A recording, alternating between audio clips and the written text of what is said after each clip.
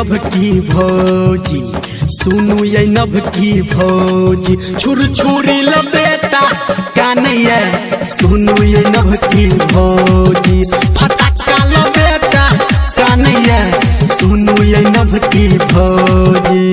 कोना के जेबे आहा घाटिए, कोना के चलबे आहा बटिए, आहा के सब तो जानैया, सुनू ये नभ की भौजी, सुनू ये नभ की भौजी, छुर छुरी लपेटा कानैया, सुनू ये नभ की भौजी, फटाका लपेटा कानैया, सुनू ये नभ की भौजी।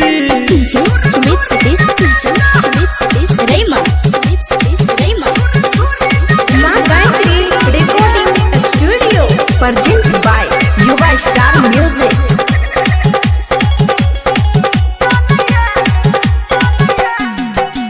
अपने नया साड़ी पहिरन छी बेटा पे नैया ध्यानिए,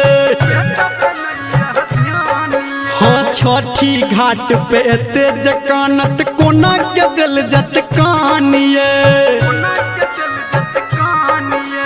अपने नया साड़ी पहिरन छी बेटा पे नैया ध्यानिए, छठी घाट पे एते जकानत कोना के दिल जत कानिए, चुप करू नहीं बात मनैया, चुप करू नहीं बात मनैया, चार चार हाथ फानैया, सुनू ये नभ की भौजी, सुनू ये नभ की भौजी, छुर छुरी लपेटा कानैया, सुनू ये नभ की भौजी, छुर छुरी लपेटा कानैया, सुनू ये नभ की भौजी।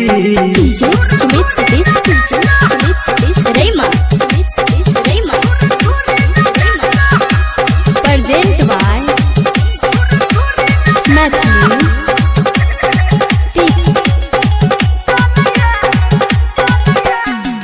हाँ ऐसन फैशन छोड़ के भौजी बेटा से करू न प्यारिए, हाँ उग गेलैया सूरज गोसाई अब तक करू बिचारिए,